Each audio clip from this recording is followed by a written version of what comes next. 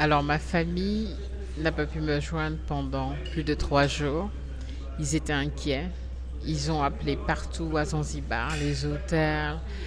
Ils ont essayé de joindre la dame chez qui je restais. Ils n'ont pas pu rentrer en contact avec moi. Et pareil, j'essayais de les joindre. D'où il est vraiment important de bien se préparer et de mettre tout en place pour que vous puissiez rester en contact avec votre famille. J'avais pas pensé que le pays serait bloqué pendant que j'étais là. J'avais tout simplement pas bien prévu les choses. Et surtout, ils ont essayé de me localiser sur Google. Et Google leur a demandé le mot de passe de mon portable. Donc, ce que je vais faire quand je vais arriver à Nairobi, c'est de faire en sorte qu'ils puissent me localiser partout où je vais dans mes voyages. Parce que non seulement moi j'étais inquiète de ne pas pouvoir être en contact avec eux pour leur dire ça va, je vais bien, malgré ce qui se passe dans le pays par rapport aux élections. Sur l'île de Tanzanie, bien qu'on soit coupé de tout vu qu'on n'a pas internet et que dans ce qu'on ne peut pas communiquer, ça va. Donc eux ils s'inquiétaient de leur côté, moi du mien on pouvait absolument pas se joindre. Donc ça c'est un conseil pour ceux qui regardent, pour les voyageurs. Il est vraiment important de mettre certaines choses en place pour que vous puissiez être localisé où que vous soyez. Parce que moi, je voyage, je pars de pays en pays, de ville en ville. Il peut se passer qu'il y ait quelque chose comme ce qui s'est passé en Tanzanie. Et surtout qu'à cette période-là, j'étais censée être à Dar es Salaam. OK? Et j'ai pas pu le faire. J'ai dû prolonger mon séjour à Zanzibar. Comme quoi, imaginez que j'avais été exactement à Dar es Salaam pendant tous ces problèmes-là, l'inquiétude de ma famille, ok, et même moi, parce que je voulais sortir du pays et je pouvais pas. Donc, euh, vraiment pour vous dire, euh, faites attention quand vous voyagez, informez-vous de ce qui se passe dans le pays, dans la région, avant de vous lancer à l'aventure. Puis, vu tous les problèmes qu'il y a eu autour, je me suis dit qu'il valait mieux partir du pays, mais je ne pouvais pas partir. Donc j'étais bloquée là pendant 4 jours parce que je ne pouvais rien faire. Bonjour famille, j'espère que vous allez pouvoir m'entendre. Je ne peux pas trop parler. Je suis dans un café à l'extérieur de... Enfin, à l'aéroport en fait, de Zanzibar. Je suis en train de m'envoler pour Nairobi, Kenya. On n'a toujours pas Internet en Tanzanie. Ça fait, je pense, c'est le quatrième ou cinquième jour, je ne sais plus. Je pense que vous avez dû entendre ce qui se passe en Tanzanie avec les élections. On ne va pas rentrer dedans parce qu'on ne parle pas politique sur la chaîne. Mais ouais, j'avais pas pensé au fait qu'il y aurait eu des élections à cette période-là. On a évité le Cameroun pendant les élections au cas où il y aurait des émeutes et tout. Et la chose qui est marrante, enfin en tout cas marrante, euh, en Tanzanie, il y a une nette distinction entre the mainland, so Dar es Salaam, donc, et l'île de Zanzibar. Déjà, à Zanzibar, ils ont leur propre président, bien que l'actuelle présidente, celle qui vient d'être réélue, Mama Samia, de, de Tanzanie, contrôle aussi euh, Zanzibar, mais toutes les émeutes, tous les problèmes qu'il y a eu sur Dar es Salaam et le reste du pays euh, ne s'est pas tout à fait ressenti sur l'île, sauf qu'il y a eu peut-être un peu moins de nourriture. Je sais qu'on est allé dans un grand marché pour acheter du poisson, il n'y avait pas grand-chose. Euh, Ce qui est étonnant parce que sur l'île, j'aurais pensé que c'est là où on pêche et tout. Mais il y a d'autres aliments qui manquaient en fait parce que beaucoup de choses viennent directement de mainland, donc de Dar es Salaam. Ce qui fait que ici, euh, il manquait pas mal de choses, hein. Et Et donc c'est marrant, sinon ici la vie a continué normalement, sauf que bon, les gens étaient inquiets pour leur famille sur Dar es Salaam. Et Dieu merci parce que j'étais censée être à Dar es Salaam, parce que j'étais censée passer un moment ici à Zanzibar et j'ai dû prolonger parce que ils avaient fermé le ferry. Euh, et il y avait tellement de problèmes, hein, manifestations à Dar es Salaam que c'était pas du tout conseillé euh, d'y aller. Donc du coup, euh, impossible de rentrer en contact avec ma famille du tout parce que tout était fermé. Ok, on a essayé les grands hôtels, etc. Je pensais même qu'en arrivant ici à l'aéroport, j'aurais eu Internet, hein. Non, ils ont bloqué Internet jusqu'aujourd'hui. Donc, la manière dont j'ai pu avoir un billet pour aller à Nairobi, parce que j'achète pas mes billets à l'avance, vu qu'il n'y avait pas Internet et que beaucoup de bureaux étaient fermés. Donc, la manière dont j'ai pu appeler ma famille, j'ai appelé mon téléphone, the provider, la compagnie en Angleterre, avec qui j'ai mon téléphone portable et tout, mon abonnement. Donc, je les ai appelés pour leur dire je ne peux pas me connecter en ligne pour payer mon billet pour aller à Nairobi, pour sortir de Zanzibar, en fait, hein, de sortir de la Tanzanie, parce que je voulais plus rester ici, hein. Mon plan était d'être à Dar es Salaam, et puis vu tous les problèmes qu'il y a eu autour, je me suis dit qu'il valait mieux partir du pays, mais je ne pouvais pas partir. Donc j'étais bloquée là pendant 4 jours, parce que je ne pouvais rien faire, hein. Euh, mais ça passait pas, j'arrivais pas à joindre en fait ma famille en Angleterre, parce qu'il fallait que je recharge mon téléphone, hein, avec juste du crédit. Mais je ne pouvais pas le faire vu qu'il fallait Internet pour que je puisse le faire, hein. Donc je finis par trouver un numéro où j'appelle en fait la compagnie en Angleterre et je leur dis écoutez, j'arrive pas à recharger. Est-ce que vous pouvez prendre mon ma carte de crédit ou ma carte débit et me mettre du crédit pour que je puisse appeler ma famille? Ils me disent non, c'est pas possible. En ce moment, ils sont en train de changer de système. Merde. Elle me dit non, vous ne pouvez pas le faire, on ne peut pas le faire non plus. Il faut attendre je ne sais pas combien de temps pour que le système se remette en place. Ok. Donc je leur dis écoutez, je suis bloquée, il y a pas mal de problèmes sur la Tanzanie, j'aimerais sortir d'ici, mais je suis bloquée, je ne peux pas partir. Alors je lui dis est-ce que vous ne pouvez pas appeler mon mari et puis leur dire ce qui se passe, parce que j'ai pas pu joindre ma famille depuis au moins 4 jours.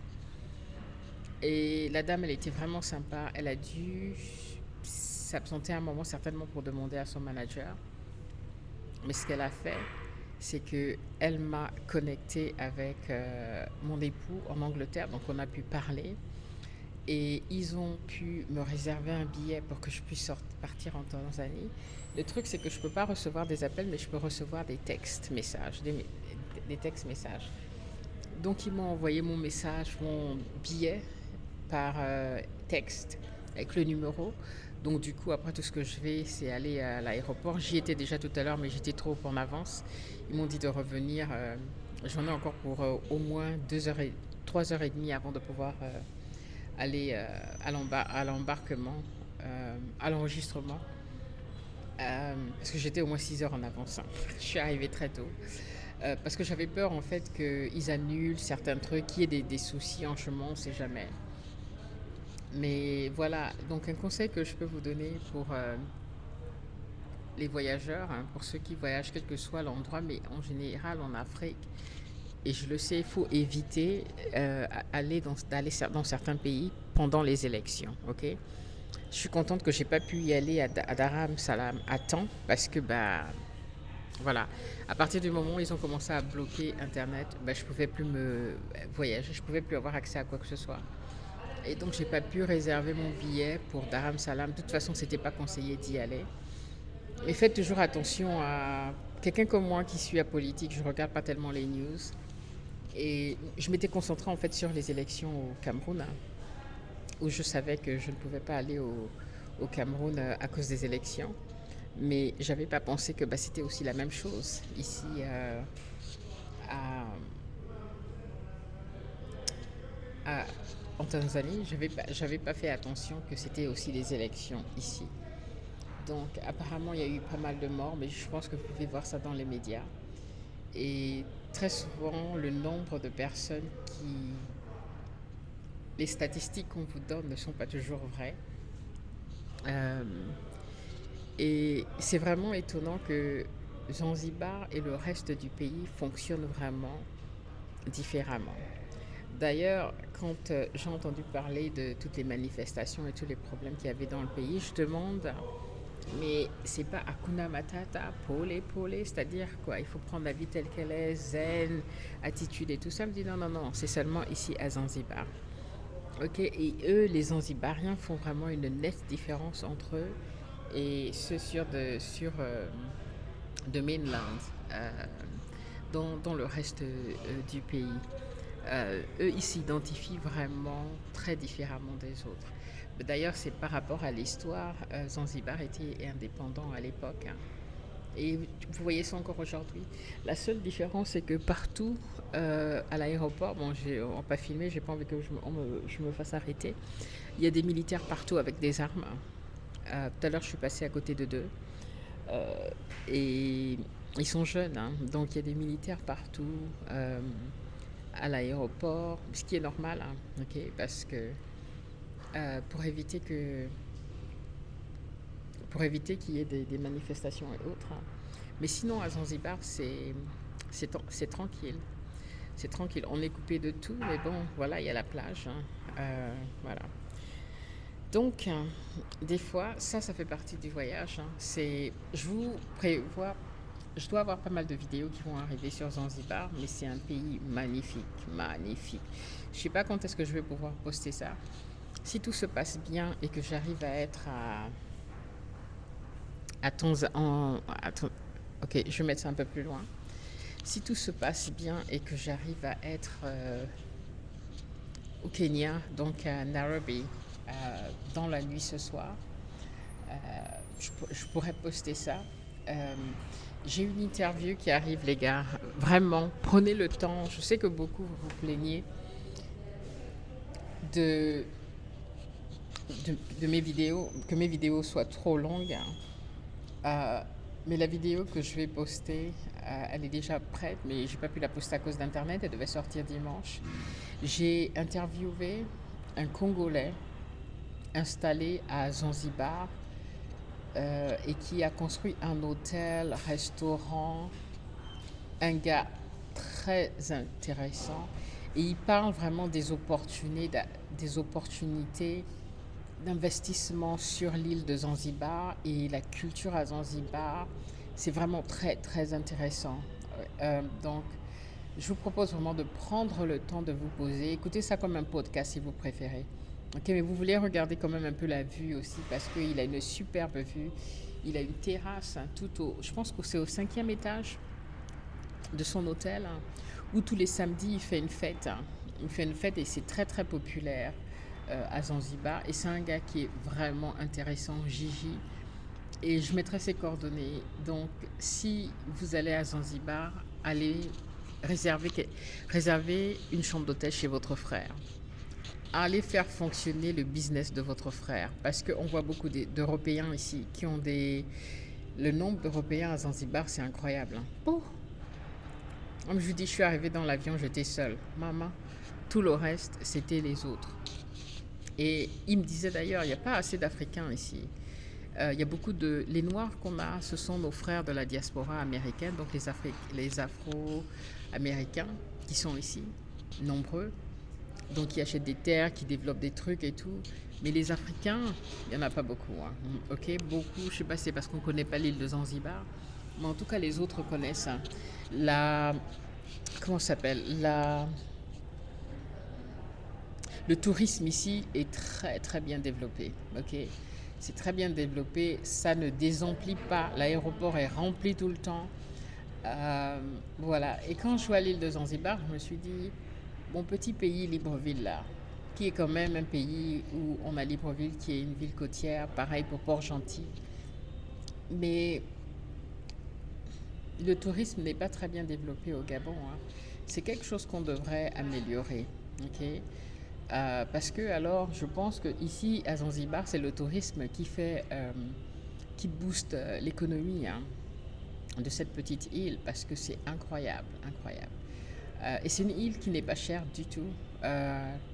Même par rapport au Cameroun, je comparais au Cameroun où bah, la vie n'est pas chère du tout. Zanzibar est encore moins cher, à mon sens, hein, pour ce que j'ai pu voir ici. Euh, c'est absolument pas cher par rapport au Cameroun. Je parle de, par exemple, les chambres d'hôtel, la location, ça dépend où vous allez, ok? Vous pouvez payer très peu cher comme vous pouvez payer extrêmement cher également. Mais c'est une c'est une très belle île. Je regrette pas du tout d'être venue ici. Et ouais, malheureusement, je dois changer la trajectoire de mon voyage. Ça m'a coûté beaucoup plus cher en plus non seulement de prolonger mon temps sur Zanzibar, ce qui n'était pas prévu, et en plus, je devais passer par la route. J'aime l'aventure, les gars. Je comptais prendre le bus, hein, je voulais prendre le ferry, je voulais à tout prix prendre le ferry de euh, Zanzibar à Dar es Salaam, mais le ferry est fermé. Depuis les élections, tout ça là, ils ont fermé le ferry.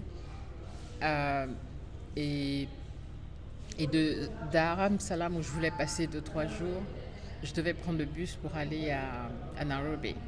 So, cette fois-ci, je prends l'avion directement à Nairobi. À cause de tous ces problèmes, on ne peut pas atterrir à Dar es Salaam. C'est pas conseillé de toute façon d'y aller jusqu'à ce que les choses se calment. Bon, ce sera pour une autre fois, mais Zanzibar est définitivement un endroit où je compte revenir.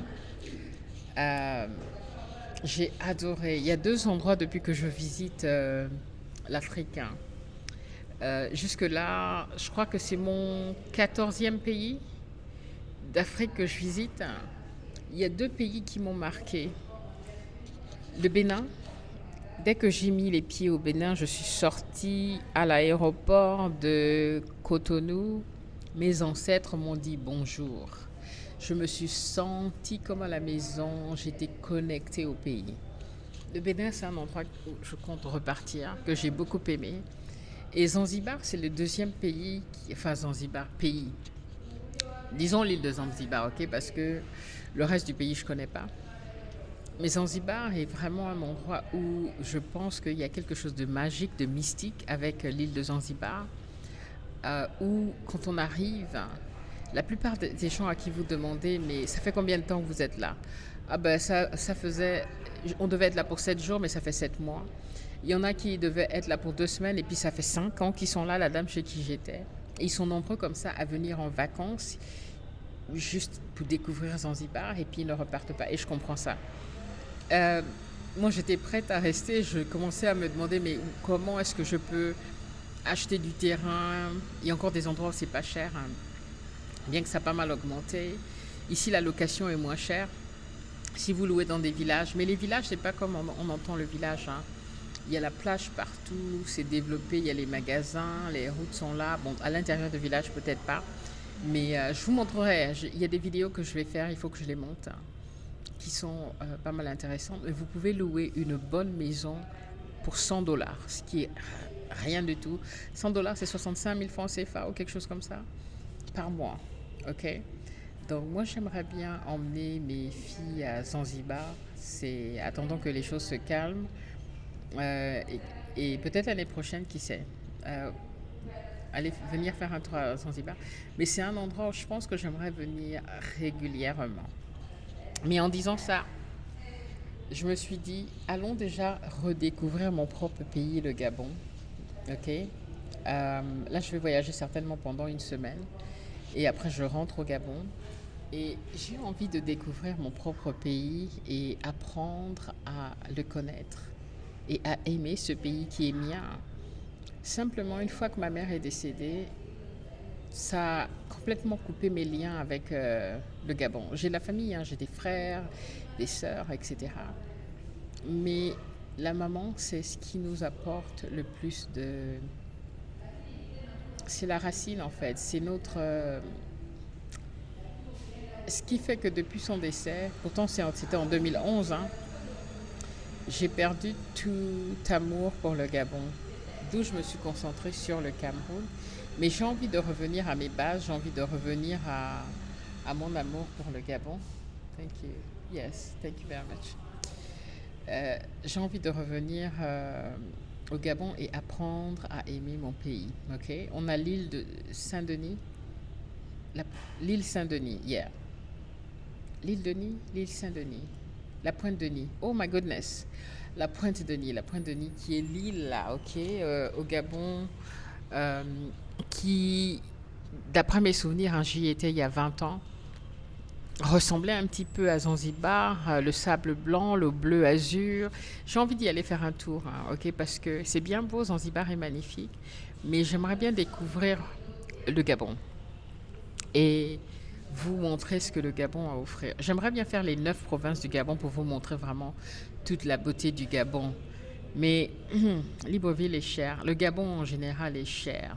Donc je ne suis pas sûre que je vais pouvoir le faire. Peut-être Libreville et Port-Gentil. Et Franceville, peut-être, ça dépendra vraiment de mon budget. Et les gars, achetez mes t-shirts, s'il vous plaît. Ok? Mes racines, ma force. Aidez-moi à continuer à voyager, hein, surtout à Libreville. Là. Achetez-moi des t-shirts, oh, comme ça va faire rentrer des centimes. Hein. Ça va pouvoir m'aider à prendre le car. Parce que moi, je voyage comme les gens lambda sur place. Ok? Je ne fais pas les VIP. Donc, voilà. Ok, bon, c'était le petit message. C'est un peu long comme d'habitude, je parle beaucoup. On fait comment encore? Ok? Voilà. Yeah. On se dit à bientôt pour la prochaine vidéo avec Gigi que j'essaierai de télécharger ce soir si à Nairobi, là où je vais, comme il n'y a pas internet, non. J'atterris à l'aéroport de Nairobi. Les gars, je n'ai pas d'hôtel, je n'ai rien, puisque je n'ai pas internet pour réserver quoi que ce soit. Donc, dès que j'atterris à l'aéroport, je vais m'asseoir quelque part sur un banc, prendre internet de l'aéroport. Je pense qu'il doit y avoir internet à l'aéroport. Essayer de me réserver un endroit où je peux aller dormir ce soir. Parce que là, je voyage vraiment comme une... avec mon sac à dos. Ok. Et voilà quoi. Bon, on se dit à bientôt. Portez-moi dans vos prières que mon parcours jusqu'à Libreville se passe bien et puis après fini à Libreville, que je rentre retrouver ma petite famille en Angleterre pour les fêtes. Hein. Donc voilà. Mais j'ai hâte d'être au Gabon et vous faire découvrir mon beau pays. Et l'Afrique se lève, les fils et filles d'Afrique reviennent bâtir la maison. C'est l'heure de s'unir, d'agir et de bâtir. Back to Africa. Tanzanie et qu'on n'est pas originaire. On a marché loin, mais nos racines nous rappellent. La terre appelle ses enfants. Il y a dans le secteur hôtelier. L'unité fait notre force, la vision nous élève. Ensemble on construit demain. Il est un peu protégé dans le sens. L'Afrique